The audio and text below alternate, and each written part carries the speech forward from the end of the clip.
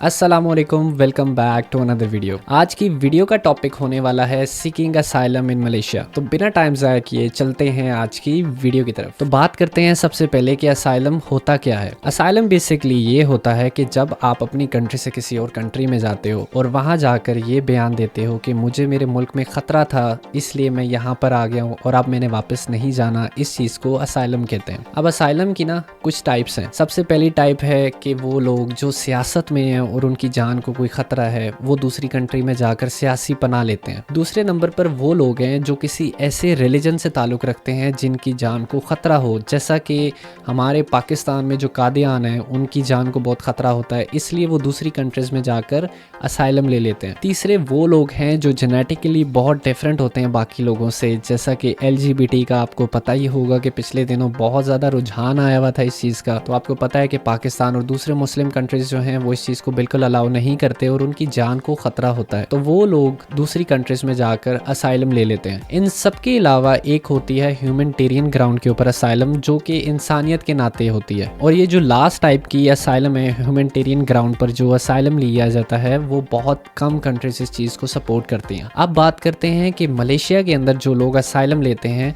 वो किस तरीके से लेते हैं और उसके क्या क्या नुकसानात है और क्या फ़ायदे हैं। तो सबसे पहले एक चीज़ क्लियर करूं कि मलेशिया के अंदर असाइलम बाकी कंट्रीज से काफ़ी डिफरेंट है। एक शख्स जो कि कनाडा और अमेरिका में असाइलम लेता है तो उसको सिटीजनशिप भी मिलती है, जबकि यहाँ पर मलेशिया के अंदर असाइलम सीकर्स को इलीगल इमिग्रेंट ही कंसिडर किया जाता है। जिन लोगों ने मलेशिया के अंदर असाइलम ले रखी है उन लोगों को सिटीजनशिप नहीं मिलेगी। जितने लोगों ने यहाँ पर असाइलम ली हुई है, ना उनको वर्क अलाउ होता है, ना ही उनको स्टडीज़ अलाउ होती हैं, ना ही वो कोई यहाँ पर बैंक अकाउंट ओपन कर सकते हैं या फिर यहाँ से ट्रैवल भी नहीं कर सकते। एक इलीगल इमिग्रेंट जिस तरह कंट्री में रहता है, बिल्कुल मलेशिया के अंदर असाइलम सीकर्स इसी तरह रहते हैं। मलेशिया के अंदर एक ऑर्गेनाइजेशन है जिसका नाम है UNHCR। ये यूनाइटेड नेशन की एक ऑर्गेनाइजेशन है जो कि यहाँ पर लोगों की असाइलम फाइल्स को एक्सेप्ट करती है।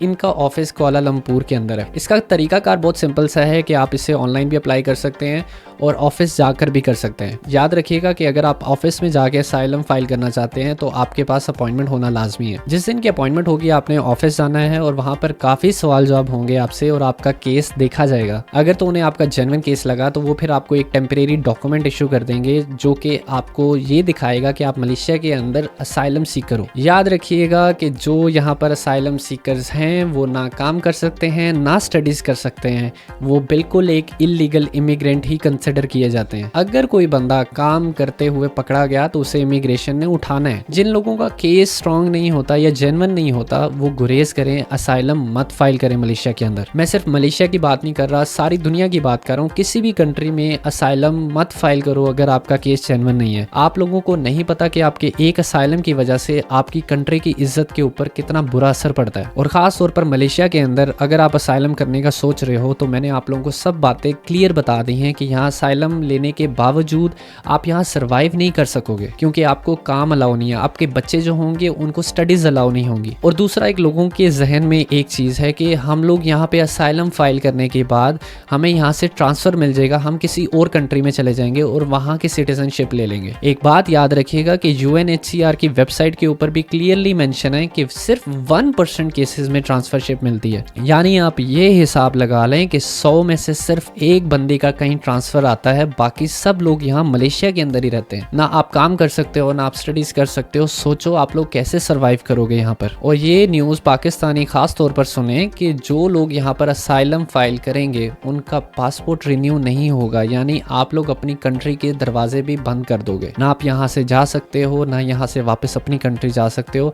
आप लोग मलेशिया में एज अ इलीगल इमिग्रेंट सारी ज़िंदगी रहोगे। यहाँ पर बहुत सी फैमिलीज ऐसी हैं जिनको 10 से 15 साल या 15 से 20 साल हो चुके हैं जिन्होंने असाइलम फाइल की हुई थी और वो यहीं अभी मलेशिया के अंदर है। मेरी वीडियो बनाने का मकसद ये है कि जो लोग बिना किसी स्ट्रॉन्ग रीज़न के या फिर फेक फाइल यहाँ पर करते हैं असाइलम, वो लोग 10 बार सोचें असाइलम फाइल करने से पहले, क्योंकि उन लोगों को इन बातों का शायद नहीं पता होता और जब वो असाइलम ले लेते हैं उनकी अपनी नेशनैलिटी भी कैंसिल हो जाती है, तो वो लोग बहुत पछताते हैं बाद में। ये थी जी आज की वीडियो अच्छी लगे तो लाइक ज़रूर कीजिएगा और मेरे चैनल को सब्सक्राइब करना मत भूलिएगा। मिलते हैं अगली वीडियो में, तब तक अपना ख्याल रखिएगा। अल्लाह हाफिज़।